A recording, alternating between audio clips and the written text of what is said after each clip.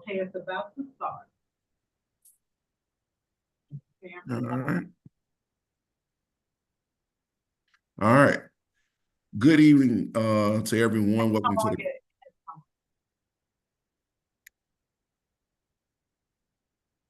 it just says it's streaming live now.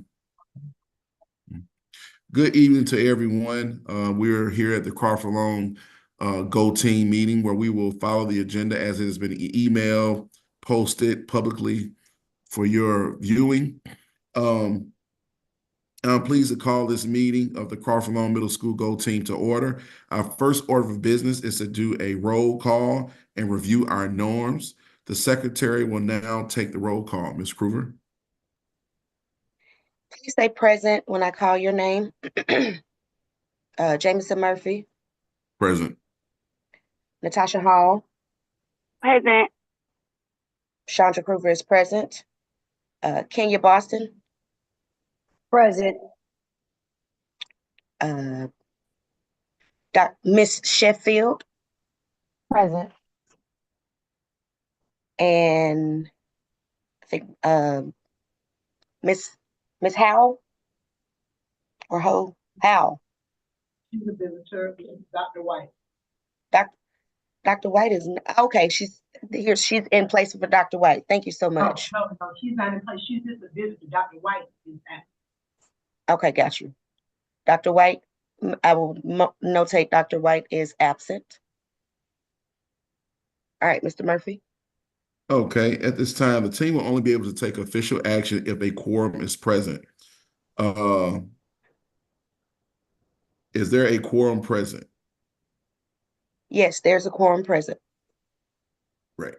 So I'm sorry, I neglected to say that our principal is also present.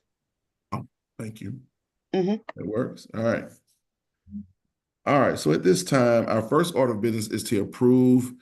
We're going to move to our action items, and our first order of business is the approval of the agenda. This was provided to you, and the copies are here. We can take time to just look at the agenda. We can then approve it. I'm sorry, Ms. Kruger already has it displayed. Thank you.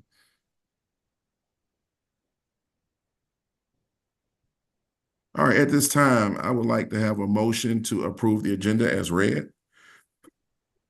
I motion that we approve the agenda as it has been posted. And a second? I second. All right, all in favor of this agenda being approved, say aye. Aye. Aye. Aye. All opposed, say nay.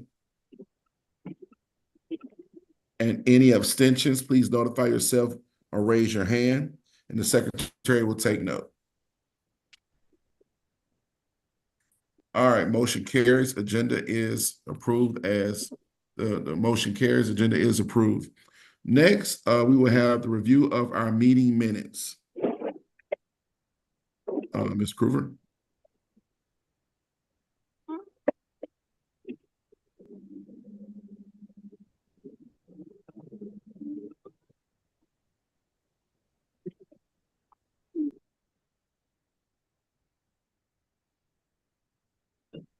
The minutes have provided to you, or if there are any corrections, please notate that or make that known.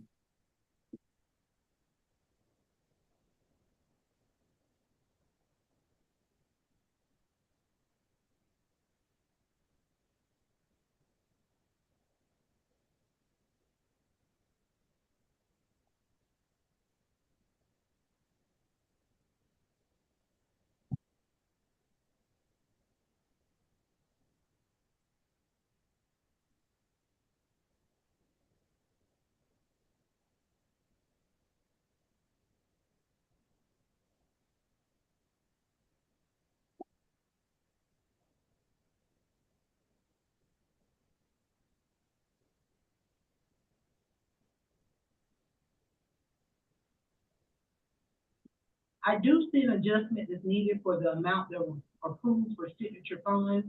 There is a number missing between that, and let me pull that back up because I think it's a 5 or a 3. It should be 250. 223. Okay, so it should be 223, 232. put 223.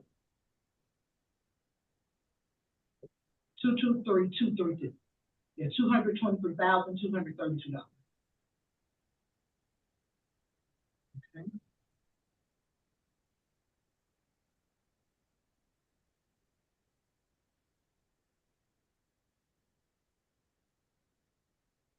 Okay. If there are no further corrections, may I have a motion to approve the previous meeting minutes? I motion to approve the previous meeting minutes. A second? I second. All in favor, please say, did somebody say something? I was just saying we haven't seen all the minutes. I'm about to say 3 more pages we have to go down. Oh.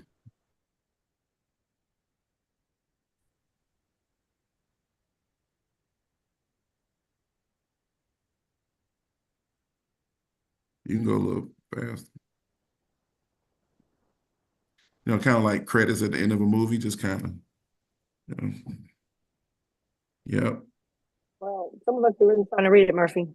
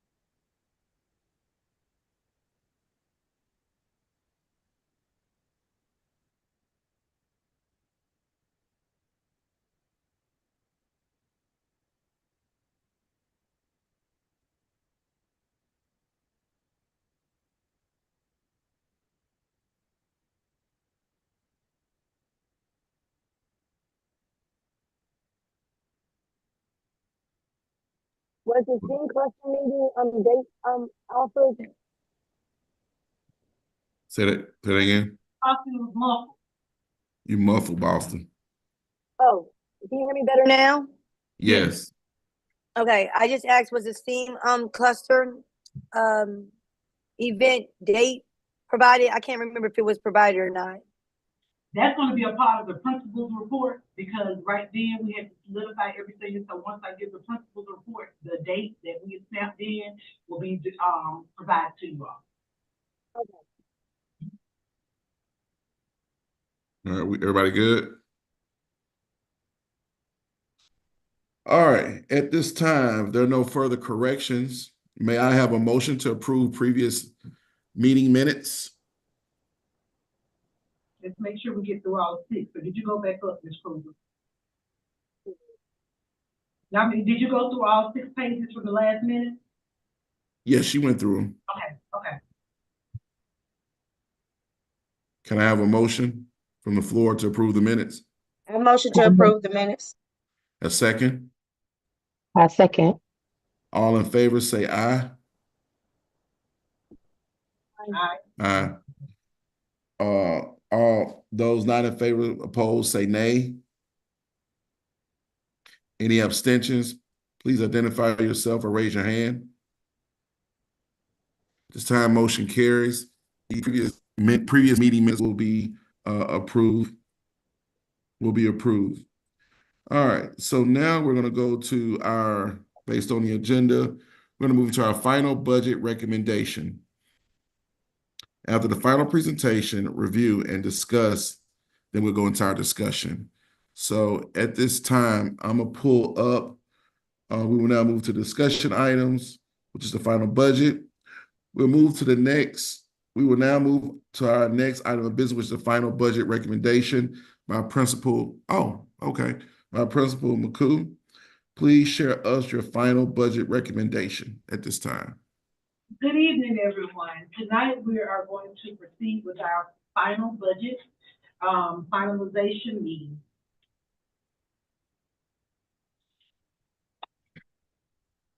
And I've shared my screen.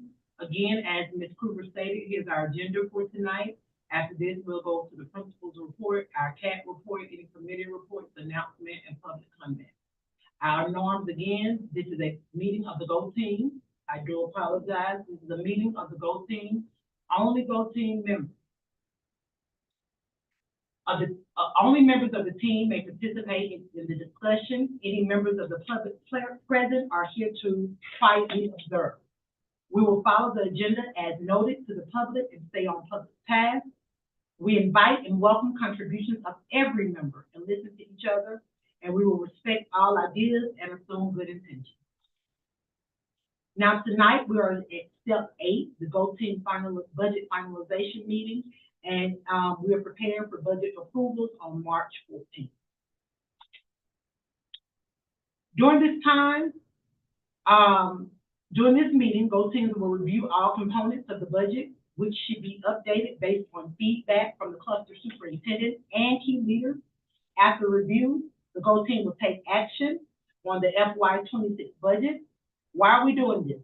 Principals will present the final budget recommendations for GO team approval, and all approval meetings must be held after the staffing conference.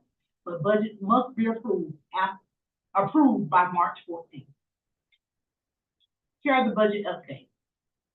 There were not any changes made to the draft budget we discussed at our last meeting. The changes reflect an allocation of 0 because there were not any, and we do not have any details on the next slide as there were not any changes from our initial draft budget. Here's our budget by function. For instruction, 58.7 FTEs will be counted, or 58.7 individuals, for a budget value of $7,389,920. For pupil services, there's 7 individuals for a budget of $780,265. For improvement of instruction, there are 3 FTEs, which is a budget amount for $475,795. For instructional staff training, as of now, we do not have any budget on that line, but those can and will be updated once the new year begins, if funds allow for that. For educational media service, we have 1 FTE for a budget of $149,001. For school administration, that includes principal, assistant principals, alongside instructional coaches, 7 FTEs with a total value of $940,715. For maintenance and operation, that includes site managers and other individuals to support maintenance and operations in the building. That's a total of $300,635. And transportation currently, just as instructional staff training, we currently do not have any more funds budgeted for next school year. But again, that should be and will be changed once funds are determined for the upcoming school year. So with this total, that gives us a total of 79.7 FTEs with an overall budget for the FY26 of $10,036,330, or a per pupil cost of $16,372. Now, the next slide you will see will first be our budget feedback meeting from January. And this would show you by each function what percentage of our funds would be utilized. And in January, 75% of those funds would be utilized for instruction. And please be mindful that at that January meeting, we had not yet received any signature programming funds. So there will be a minor shift on the next slide, but you will be able to see that. 75% will be focused on instruction, 8% pupil services, 5% improvement of instruction. Currently, again, we have 0% for instructional staff training, 1% will be for educational media services, 9% for school administration, maintenance and operation 2%, and currently transportation at 0%. And that was at our budget feedback meeting. Now, the next slide you will see will be our final budget function for FY 26. So again, this is for our budget feedback meetings that we had initially. Now, our final budget. Our final budget will be as accordingly based off of the funds that were provided for signature programming and as they were dispersed. 74% instruction, 8% pupil services, 5%, and I do apologize, the screen is 5% improvement of instructional services, 1% educational media services, 9% school administration, 3% maintenance operations, and 0% transportation. So again, you have the budget by function for our initial feedback meeting and our final budget based off of the staffing conference held with the cluster superintendent. Now, we're going to our discussion and questions. The GO team needs to take action or vote on its FY 26 budget. After the motion and a second, the GO team may have additional discussion. Once the discussion is concluded, the GO team will vote. So again, the GO team will need to take action or vote on FY 26 budget. After the motion and a second, the GO team may have additional discussion. And once the discussion is concluded, the GO team will vote. So at this time, Mr. Murphy, I'm going to stop sharing my screen and you can proceed. Okay. So now this time, thank you, Ms. Mccall.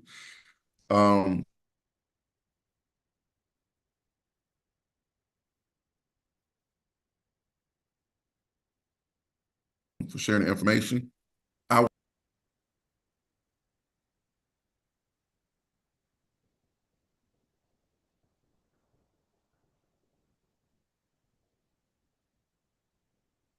we still looking at the budget or any questions? Because once we do a motion, then we'll go ahead and have our discussion, and then we'll have our final approval.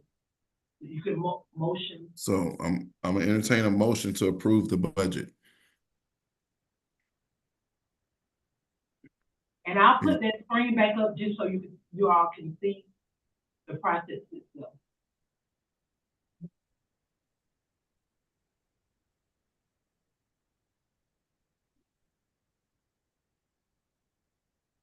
So right now you're taking action. You're going to vote to take action on the budget. Can I get a motion from the floor? A motion that we take action on the budget. I second we take action on the budget.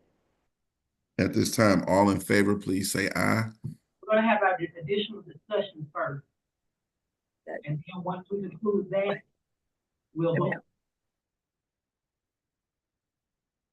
Aye.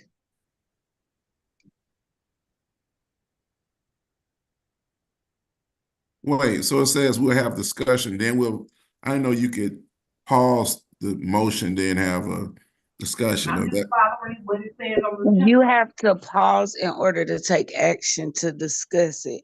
So after we discuss it, then we'll have that final vote to go ahead and approve it. So we're just motioning to talk about it for the last Okay, time. all right. Yeah.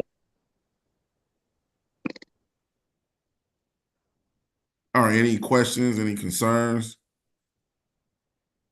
Boston, Dr. White, Hall? Can you go back to the bubble you had, the new bubble? The pie chart?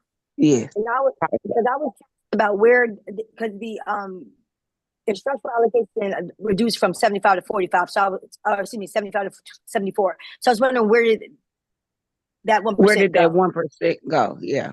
Because one individual is being split a 0.5, so they did a reduction, and we have an individual who's at 0.3. Those points, and then funds were allocated, and so you see there was an increase in one area when it came to the improvement. We were able to put a portion of that, so that increased from 0% to 1%. Initially, I think Okay, 0%, so that increased also. But those 0.5 is 1.5, and it's a 0.3 that changed that from that 1%. so that was that 0.5 position that we're sharing with the other school. Uh-huh. It wasn't shown like that the first time. It wasn't shown like that, but remember, and I'm gonna go back to the January right quick. Oh, I'm on the wrong screen, I'm sorry. Remember in January, we didn't have that additional 232,000 for signature program.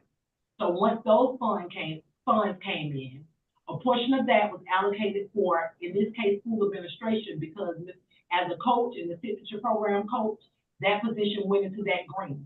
The rest of the funds were allocated for instructional materials. It was allocated for the resources as far as stamps and collections needed for signature programming.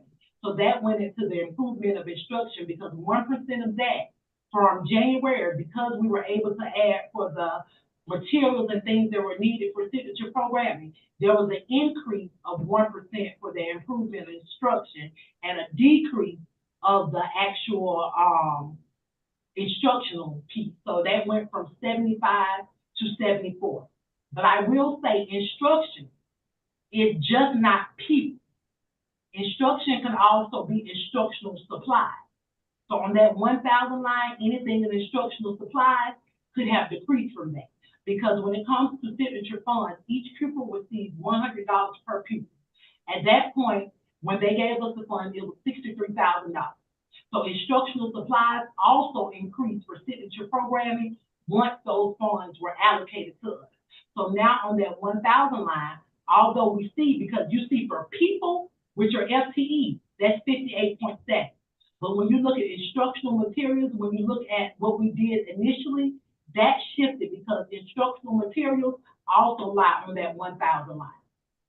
So literally that decrease could be in resources also, not just people. And I can say that was not a person, that was supplied, and it increased 1% because we added something on the signature program. And it's hard to see from this view. That's why with the minutes where we shared, it was laid out on there. But this is not people. The same number of people that were affected initially are the same number of people who were affected with this. So the same exact number of people have been affected, but instructional supplies of this nature is different. Do y'all understand? I under, And that that didn't affect the people, but I'm trying to listen carefully, but there's like I don't know, it's a little distortion, just a little bit. I'm not sure if anyone else is hearing it. But I think the gist of it was you're saying that 1% decrease is not related to personnel. It was related more so, well, instructional materials is included in that instruction, not just people. So instructional materials, and some of those funds were allocated to support the needs of staff.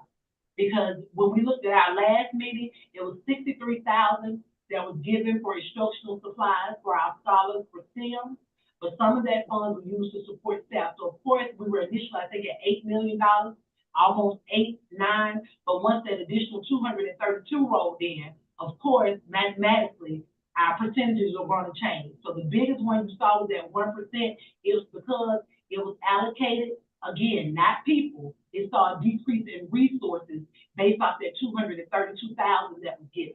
But the same number of people in January that were affected are the same FTEs that we have now. So it's not people.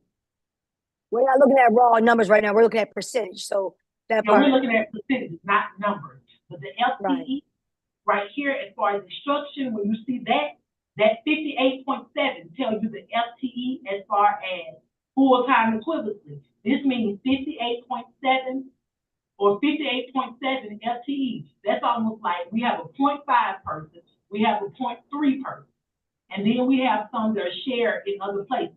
Like, for example, our speech pathology. For example, our psychologists, and then we have somebody 0.5. They're allocated in that FTE of 58.7 alongside all of our teachers in the building. So that right there is all the teachers. That right there is anybody who's beyond 2100, 2210, or pupil services, improvement of instruction. 58.7 are the teachers, staff, and those that are going to support instruction. But again, it's nothing as far as that 1% decrease is not people. It's anything that's focused on instruction. In this case, I can say that it was material. And I'll go back so you all can again see those. Because initially we were at 75, and if you all want to capture that, 75, 8, 5, we had nothing for student transportation, nor did we have anything for instructional staff training. So it's 8, 5, 1, 9. And this right here, maintenance of operation, is in 2. Is the line that's, I mean, the box that's behind the 1%, there's nothing there, right? That's 0%, right? I just wanted to clarify that. Right here? No, over to the left, between the 5 and the 1%. Yeah, it looks like it's 0% because the 1% is for the educational media services, I believe. Yeah, I was looking at that too. And then the 5% is improvement of instructional services. 8% is pupils, and then 9% is school and admin. Admin includes APs and principal, correct? And coach. Okay, okay. And so again, this right here, can you all see my, okay, you can see it. This Yes. right here, again, and I'm going to tell you also what was affected by that. We have 2 non-instructional hourly security aids that will be utilized based off of our security grant. Because we did not have the funds, and those individuals are also part of maintenance and operations. Because we did not have the funds in January, because remember, we were at almost 8 million. When that 232,000 were added, and we also had that signature fund, I was also able to add maintenance and operations to hourly security aids. They go under this maintenance and operations also. So now, even if you look at that, when we go back from January, look at this 75, and this right here is 2. This 2 right here is maintenance and operations. We didn't have 2 non-instructional hour aids at that time. Now, when I shift here, this right here has increased to 3. That's also included in that. So even if you want to look at that 1% shift here with maintenance and operations, because now we're adding 2 additional staff members in the building who will be hourly security aides, but they fall under that maintenance and operations because of that safety and security grant from the state. Yes, I guess that's the answer to the question right there. So people were not affected. When the numbers change, and as you can see, this is still 8, this is still 5, this is still 1, the other one is 0, admin is still 0, this is 0. But this maintenance and operation changed because those 2 individuals lie on the maintenance and operations line based off of safety and security. And now can you see in detail that 1% shift from, and that's why I'm keeping the arrow right here. This is January, 75. This is now, this is 74. Right here, this is January with maintenance and operations, 2%. Now we're at 3%. So that 1% shift, it's a shift, but again, we're still able to add 2 additional bodies, and these are positions that will have to be staffed. These are part-time hourly positions. But that shift, and that again is with us being able to receive the safety and security grant, but at the same time, those additional funds for signature programming. So we were able to spread and add 2 positions to the building, but those positions do not fall under instruction. They fall over maintenance and operations because of the grant itself, which is safety and security. And okay, so those 2 people that you're saying that were added, they weren't, when we got that that money, it was in that money, or was it from the money from the grant that we got? And I'm gonna stop sharing. That was in the money for the grant. But some of our funds were utilized to support staff. But that 45,000 was there for the grant itself. But once we received those additional 232,000 plus for signature programming, now we had an additional layer of funds that we could work with. So of course we have instructional supplies, and then we have the signature programming instructional supplies. So we were able to utilize some of our own currently that we have funds for instructional supplies to give us a cushion for next school year. So we were able to utilize those funds to, one, bring in 2 individuals with that safety and security grant, but at the same time, ensure that the resources that were needed for signature programming to accommodate our needs for the upcoming year were still there. So prior to that, 45,000 was frequent additional places to support our needs. But once those additional funds were allocated, we were able to go back and now staff 2 individuals because now we had those signature programs. And those 2 individuals will be the security people, and they'll go up under maintenance because that's where security go. Because that is a safety and security grant that was granted by the state, and that's where it falls under. It doesn't fall under instruction, of course, because they're not touching and teaching kids. Okay, and then with that money that was allocated, we weren't able to use it to save a position. Which fund? Yes, we actually saved a couple of positions. Okay. And just to ask real quick, I know, I think initially, I think the number was like 11. How many? It was 12. That has been Positions were actually abolished? it's 11, and we had a resignation, so they're not included in that count, so it's 11. Oh, okay. All right. Okay, have a good one. All right. And I know this is not a part of it because, and I just would like this, as we go through this, I would like to commend the work of my team. And when I say my team, the assistant principals, as we've been, this is uncomfortable for any individual. But I just wanted to recognize and say thank you to my team for supporting those individuals who have been affected, because we have assisted and supported to find them other opportunities, whether it's within APS or elsewhere, but just to support the needs of. So I just want to give kudos to those individuals who have worked diligently to support those individuals who were affected by these abolishments.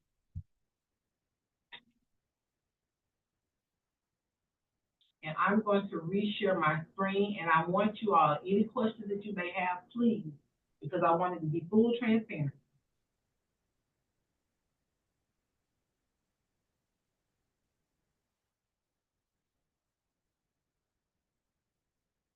So there's no chance that we're gonna get any more money. Like, this is it. Like, this is it. I mean, you have what you call the reserve, but that we get later.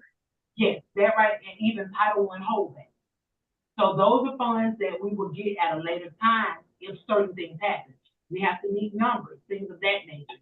So I will say I'd rather be a realist and just say as of now, this is all we have, because we will have to wait until after the school year starts to see if we have any additional funds that will be released. Yeah. If we get more students than the projected 613, would they then allocate more funds, or? That will happen after the head count. And so it could be to whereas there are additional funds allocated, and then that's when we'll come back based off of our needs, based off of what was stated in the previous meeting. And in the previous meeting, it stated we will bring back personnel if those funds are released.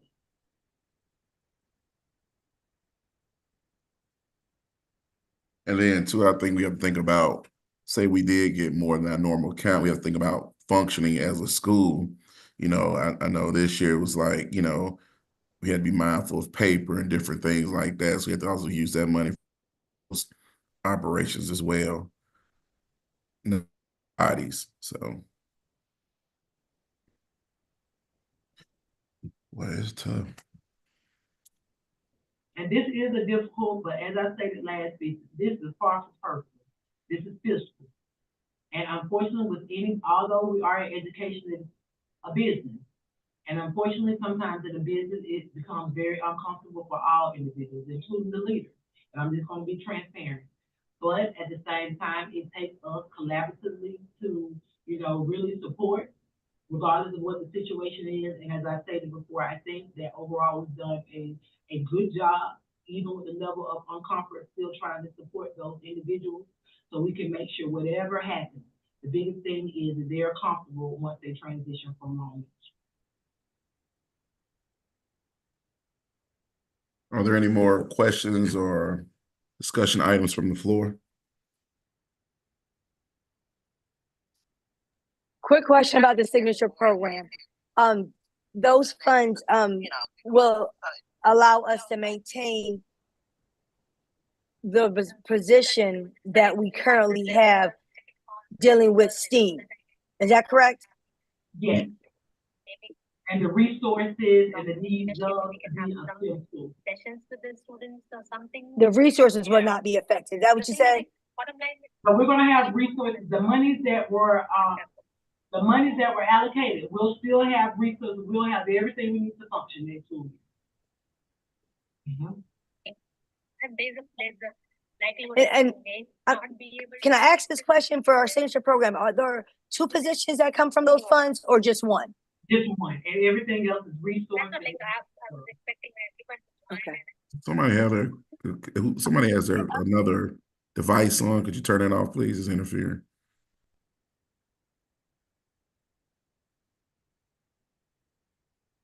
Any more questions from the floor?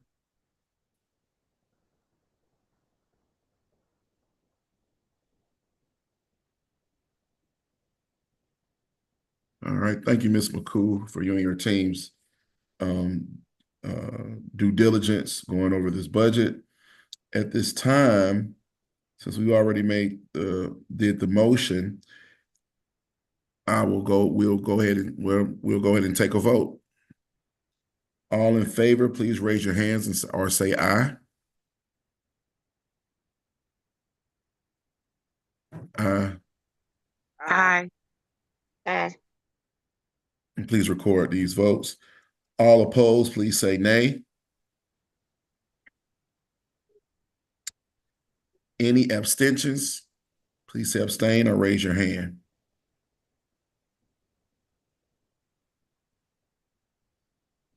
At this time, the motion for the finalized budget carries.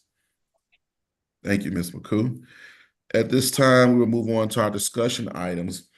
No, we'll move on to our principal's report. And I believe if I'm not overspeaking, your finalized budget was your report, Principal Mccall. I have a few more things as far as the report. I'm just gonna lay it out because it's the report / announcement. Okay. Great dates coming up here in Long Middle School, some great things. First, we're going to celebrate our Teacher of the Year. We're going to provide that date for you all coming soon. Also, we have a great celebration that's coming, of course, for our STEM Earth Day. On April 1st, we will have a partnership STEM Day with Chick-fil-A.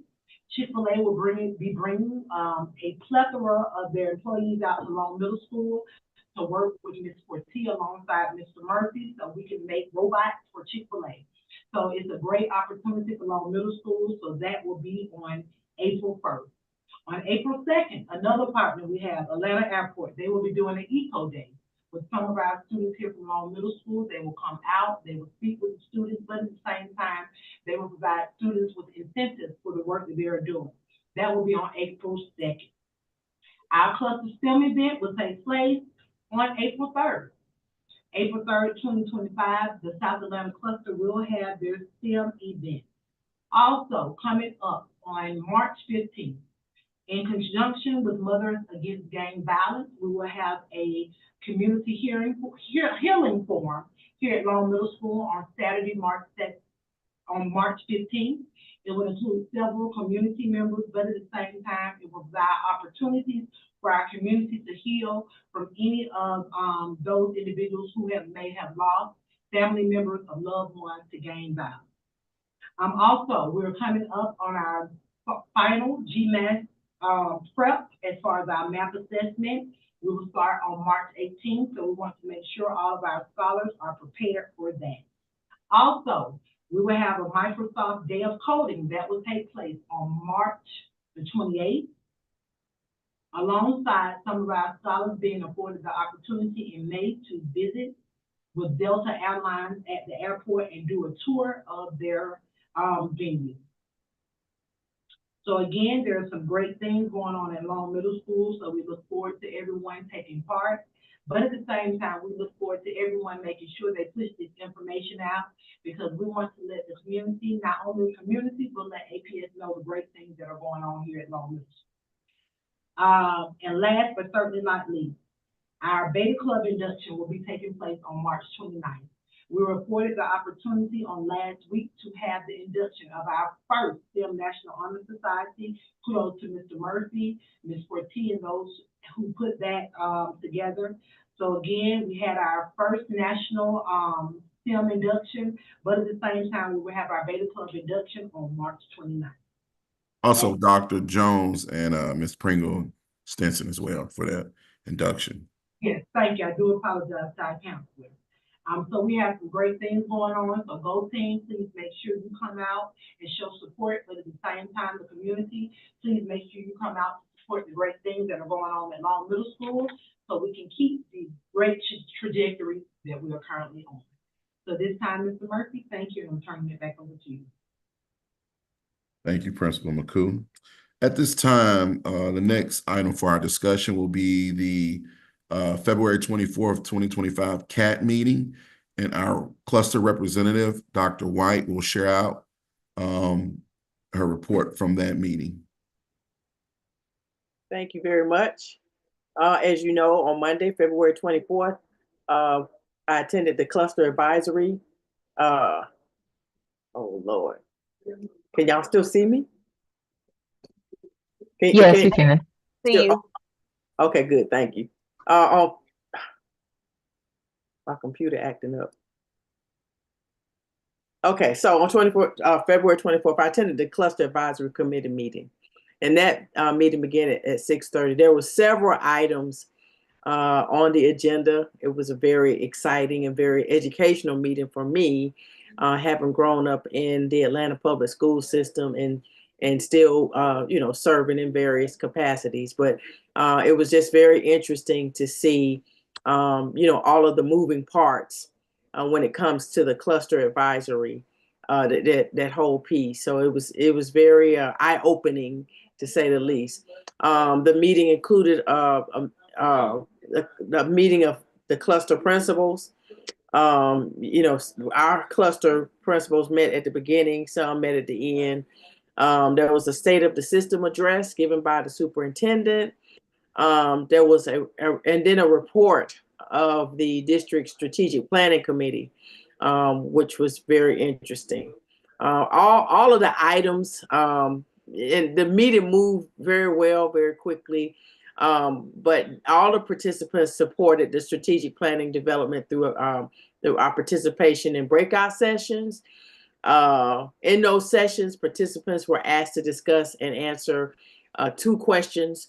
Number one, as a student, what I hope to take with me upon graduation is. So we were all asked to answer in our breakout sessions, to answer that question, and then come back and report how we would answer that question.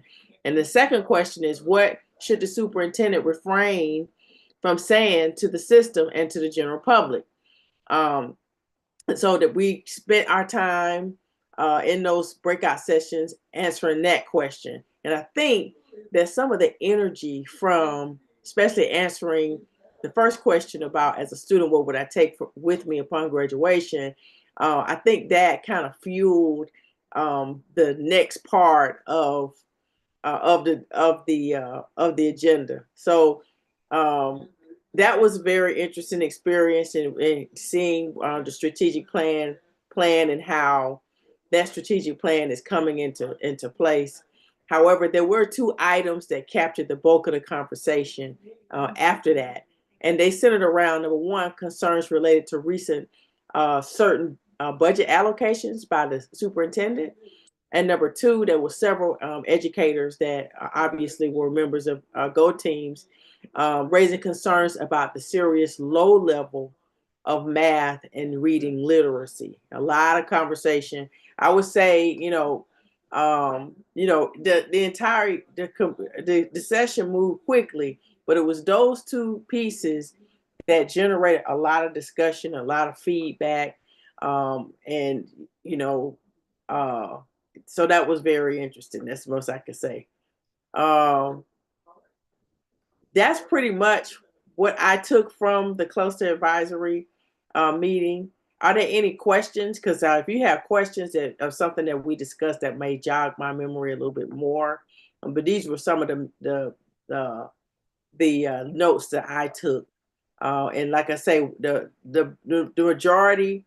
I mean, there was a lot going on, and like I say, you presented with all of the moving parts of the cluster advisory teams, but those two items were they captured the bulk of the conversation.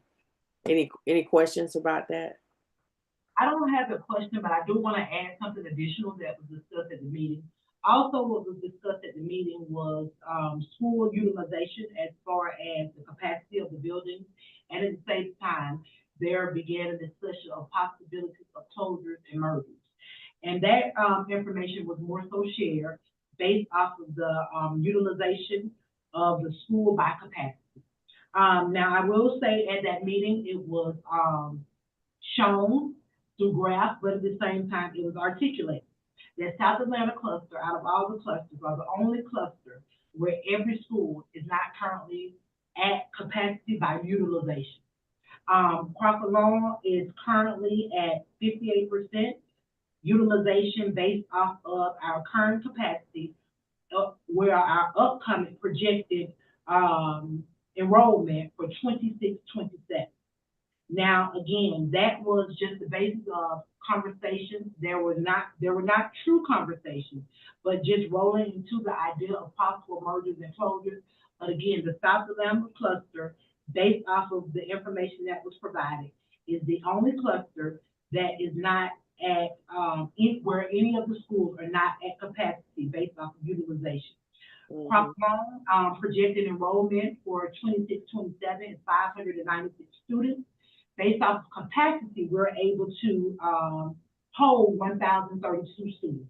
So mm-hmm. That leaves us at a utilization of 58%. And when they were looking at that, they were looking at those schools who were at 65% or greater. So looking at that, every school in the South Atlanta cluster is currently based off of, is in the purple, what they use to show that every school, elementary, middle, and high, was less than 65% utilization. Mm-hmm.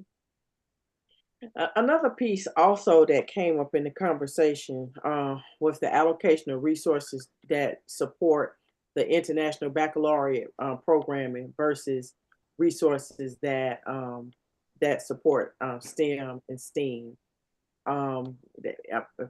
Persons noted that there was a significant that the resources going toward IB were significantly more than to support STEAM. So I thought that was very interesting also. And I wanted to ask, are we going to have another cluster night before the end of the year? Was that discussed, or that's already done? That right there, the next large cluster event will be that STEM cluster event.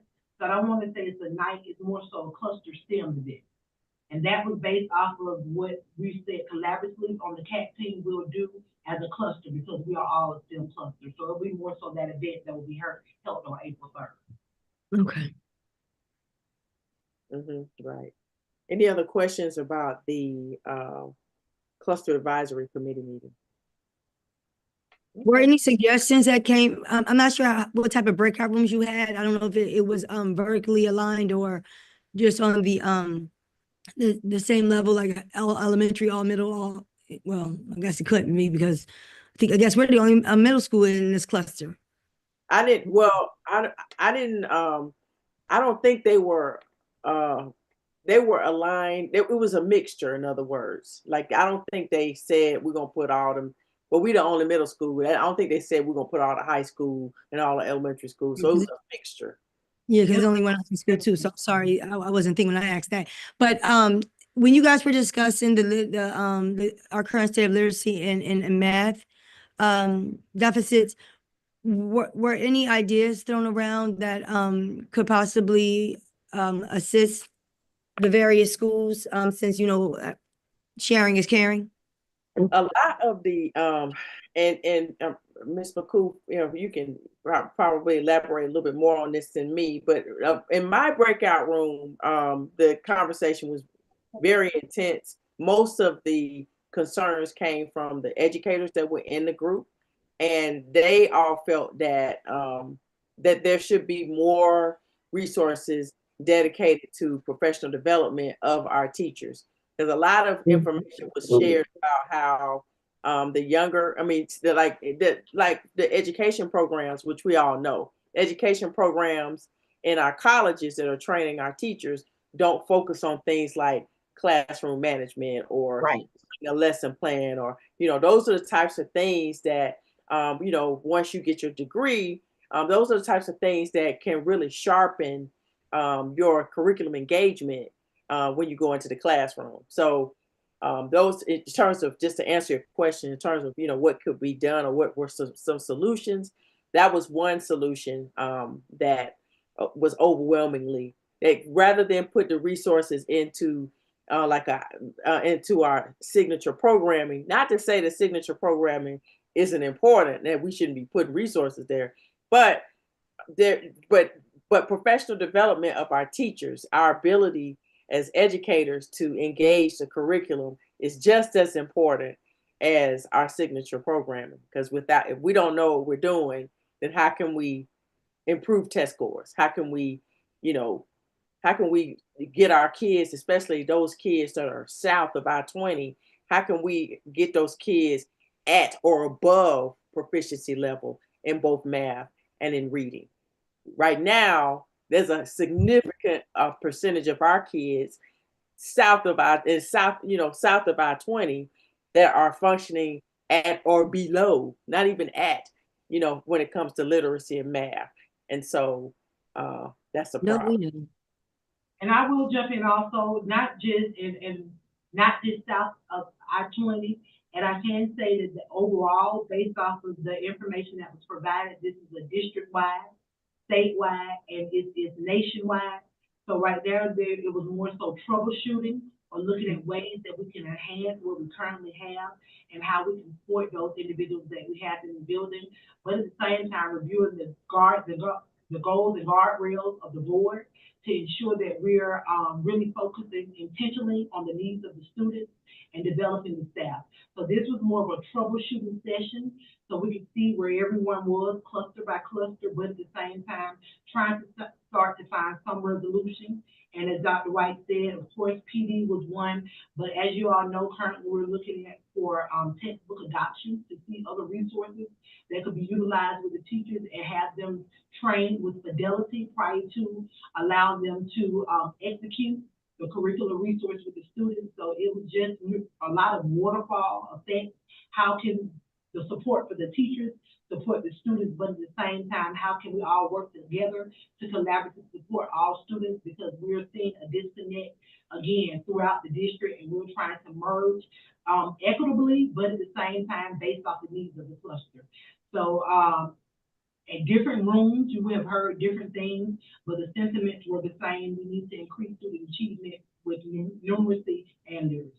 Right. And then there was also some discussion, a lot of discussion about the budget allocations down at the central office by this Mr. Superintendent. That was, some felt that those resources to create certain positions could go to subsidizing or improving the resources for STEAM, or even IB. But that's one situation. And then when it came to the strategic plan, there was a big presentation about, because they're still putting together the strategic plan, right? The school board is. And so when it came to answering that question, especially the question where it says, as a student, what I hope to take with me upon graduation is, a lot of what I know that I said, based on what I know about the literacy and students graduating from high school, not being able to write their name or even recognize their name in print. I was like, well, that's what I'm hoping to do. I'm hoping if I were a student, I hope that by the time I graduate, that my members of my graduating class, every single member of my graduating class can at least write their first and second name. That we know that the numbers are showing that has not necessarily been the case. So right, we do need to troubleshoot where does that disparity, where has that disparity, where does it emanate, rather, where does it start, and that's how we can troubleshoot that. So when we talk about a strategic plan, the emphasis should be on making sure that our students are the needs, the literacy and the math needs of our students are being met. That should be at the pinnacle of our strategic plan. Mm-hmm. Thank you. Thank you. Are there any questions from anything other questions want to be asked on the floor? Regarding The cluster, meeting. the meeting. Yeah. Okay. Or the topic. Thank you, Dr. White. And I do agree. It was a story not too long ago about students being on the third grade level. There are gaps in the literacy across the United States. Like, it's not just centralized to Black and brown people or a certain geographic location per se, but it's a issue across our entire country. And it definitely needs to be addressed, not just by the educators, but also by the communities that support education. And I think that's a sit down talk that people need to have. And also it needs to be raised in our politics as well, outside of other things that take front and center. If we don't have anything else from the cluster report, I will now move to our announcements. Are there any announcements from the floor? I don't know, Ms. Boston, you have anything about 8th grade or that you would like to briefly put out there? Yes, sir. So first thing, tomorrow we are celebrating our first Fridays. For our 8th grade students, we have about 95 students who have qualified to receive their treat. We do it every Friday, first Friday, to acknowledge the good choices and good effort of our 8th grade scholars. 8th grade activities. So our next payment is due tomorrow. If you are following the payment plan, which most aren't, it's a $50 payment. Some parents are bringing in the total amount. That is fine, but all funds are due by April 14th. I think the date is where all funds need to be submitted for what you would like your scholar to participate in. Our college trip, was slated for next Thursday, March 13th, but we're going to have to push that back because we're still trying to fill the bus, to be as transparent as I can be. We're still trying to get out to UGA and Andretti's, but the bus is expensive. So in order to book this bus, we're going to have to fill it. So that is going to be pushed back. The new date I'm looking at is April 18th.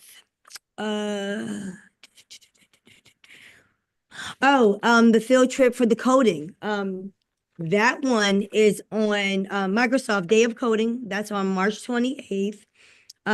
Kids are leaving the building at 9:15 and returning at 3 o'clock. This is a free trip, transportation, and I believe lunch will be provided. Students received their permission slips. When did you get that to me, Mr. Murphy? That couple days ago. So No, let's not do that. It seemed like I Tuesday. gave it to you last week, so it wouldn't be like last minute. A few days Well, they back. went out this week.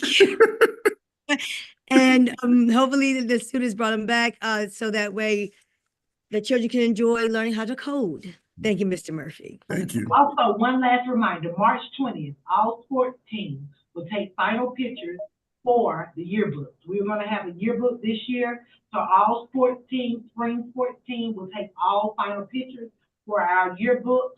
We will take those pictures on March 20th.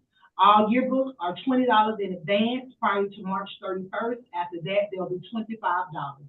So please make sure you support Long Middle School and even more so our scholars. And they have had a great and exciting year, and we want to make sure they have those memories that they can forever hold. So please make sure we purchase those yearbooks, parents, community members, so your scholars can have them. Thank you. Awesome. I have one more. Currently, I'm working on 2 grants to help support about 13 schools in APS, which also includes Crawford Long Middle School. So y'all just say a little, put some good vibes out there that a couple of those grants will come in so that we can help with the staff, as well as just supporting the community and the students and their families as well. Awesome. Thank you. No problem. So I want to Okay.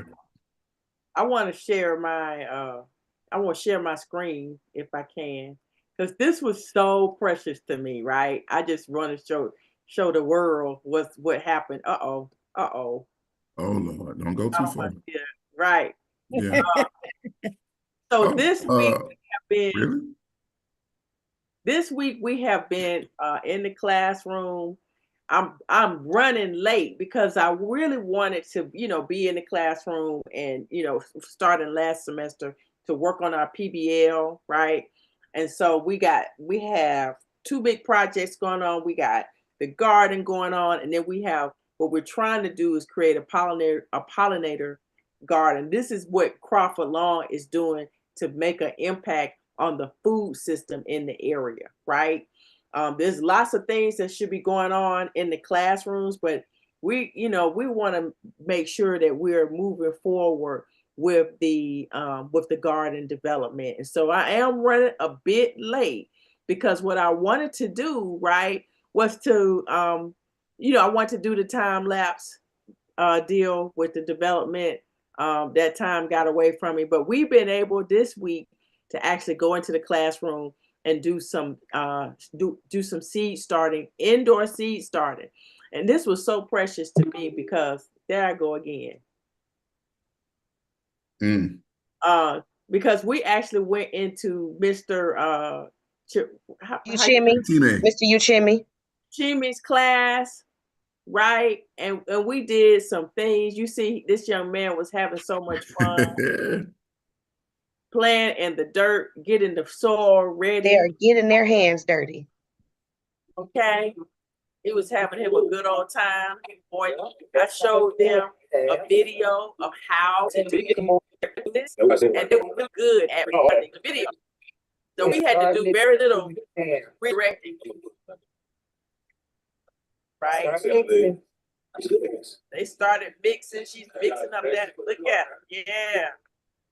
This was so awesome to see these young people doing what they, with these exceptionalities, doing what they can do to contribute to our PBL, right? Okay. And I just want to just show a few more photos. Yeah, he was having him a good old time. Right. So afterwards, they were charged with putting the soil into the trays, and they just had an awesome time. I just wanted to share these photos. Some needed some assistance. That's okay. You see, they prepared the trays, and then when we went into the regular classrooms, we had the kids that were typically developing. We were able to demonstrate a modality of teaching. So in Mr. Ninval, Mr. Ninval's class, we were able to demonstrate a form of small group teaching, right? We divided the class up into three different teams or three different tables, and we provided instruction on how to prepare the soil, how to put the soil in the tray, and finally how to actually plant the seed.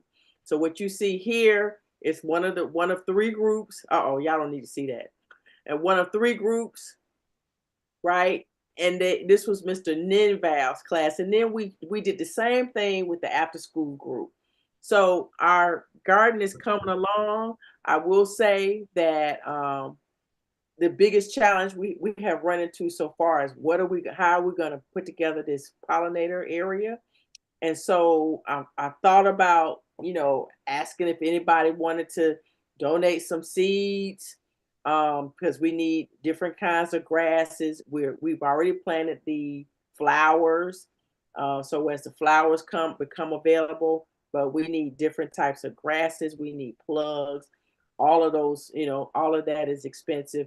I was Mr. Chappelle, and we'll have another conversation with Miss Mccall about the runoff in that area, because as we plant grass and all of that, when it rains, it just washes the seeds away.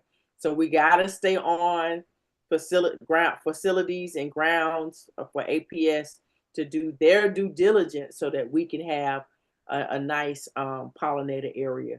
It's a major challenge over there. But the food side, the food side is moving right on along. So we'll be in the classroom every Tuesday. We're gonna be in somebody's classroom working with the students to get to advance this project. And by every week, by the time we get to May, right, then we'll be able to transform both of those areas. So I welcome any assistance and any help, any support. Ms. Sheffield. Right. Sorry. Thank you so much. That is awesome. I appreciate you for inviting my babies. So are you saying, you're saying next Tuesday is when are you going to come into the classroom, or do you want them to come outside to you? We're going to start indoors first, because Okay. what I like to do is show them a video or have some kind of instructional period prior to, so that when they go outside, their focus is on completing the task and not, not playing. It's not playtime. Right. We got here to do something, right? So I have the approach, already laid out. And so Tuesdays is when we come, was when we'll be doing that. Then on Fridays, I do have an intern that will be working with Mr. Golden, because they are putting together a Play. The school play. Yeah. Okay. Sounds good. Thank you. Okay. Thank you, Ms. Sheffield. I see you. Thank you. Also, too, briefly, I want to add, thank you, Dr. White, for always being of assistance and helping out with your organization, Perspectives on Farms. I went in the classroom, I was a little jealous. I didn't know that you had to massage dirt. I just would have threw the dirt in there and put some water on it. They had the kids massaging the dirt, getting all the cramps out of the dirt. And the kids were really having a great time. So I appreciate that, along with the Browns Meal Food Garden with Miss Rosemary as well. The kids had a great time, and we have a greenhouse now, and inside the building that we're doing the transplanting with. So that's pretty cool. Also, too, we have Georgia Tech has come in with about 8 students from Georgia Tech that deal with the Georgia Tech Eco Card program through GM and some other organizations, where they're creating fitting a EV to help people with spinal injury or paraplegics or whatnot, to make it autonomous and allow it to be accessible for them. So they came in and did a panel last week with the students last Friday, and because it's College and Career Month, they also came back on yesterday and did another panel with our students as well. And also, too, along with so that's pretty good. And then we also have another student from Georgia Tech that's coming in doing critical thinking classes with the students in After School All Stars. And it was amazing because the book was Animal Farm. And I was like, Animal Farm, they're not gonna know that. And the kid was like, oh, I read that book, such and such. I was like, oh wow. They could identify a lot of the literary things in that book that I hadn't seen in a long time. So I was really, really proud of them. They had a great conversation and great insight on that book and that discussion and looking at the parallels of what we're going through now as a country. And then also, too, all those things tie into the college and career week month that the counseling department is spearheading as well. So everything plays together along with, of course, our first induction of our STEM Honor Society. So I'm very happy about the things that are going on. And also, too, May 23rd is our STEM Farmers Market. You will have a logo pretty soon because we have all those logo artifacts from the 6th grade. So shout out to them and Dr. Moore. And so we will have the school decide on those logos pretty soon so we can officially brand our farmers market and all the other great things that we're doing here at Crawford, along with STEM and education. So I want to thank you for that, and thank you, Principal Mccall, for your the freedom that you give us to do things to support the students here, community at Crawford Longest, and to everyone else, faculty and staff. At this time, are there any more announcements from the floor? I'm sorry, before adjournment, and I'm an advocate for that. So before adjournment, I would be remiss if I did not acknowledge Jalen Hall, who played the young Emmett Till, alongside Maria Screven, artist and cartoonist. They came and spoke with our students and provided them with a wealth of knowledge. So again, I just would like to acknowledge Jalen Hall and his mom, who played the young Emmett Till, and Maria Scriven for coming to speak with our students. And at this time, Mr. Murphy, I'm handing it over to you for adjournment. Okay. One more quick thing I got to add. We also have a student going to the state fair April 3rd through the 5th in science, as well as 2 students going to the social studies fair for the state of Georgia as well in the 8th grade. So shout outs to them as well. And so we want to congratulate them in all their endeavors. Hope, say that again. Our bronze key winner for the science. Yes. Bronze key winners from science there as well. And then those students also won some additional awards because of their projects as well. So Crawford Long is doing a lot of great things. So we just want to keep that momentum going and put it out there. And last thing before you adjourn, congratulations to Brianna Jabibi. She was recognized today and found out that she's been recognized as a Carson Scholarship recipient. So our very own Brianna Jabibi, 8th grade student, has received the Carson Scholarship. Mr. Murphy, now is the time. All right, let's get out of here. All right. So at this time, we have reached the end of our agenda. Is there any additional business at this time?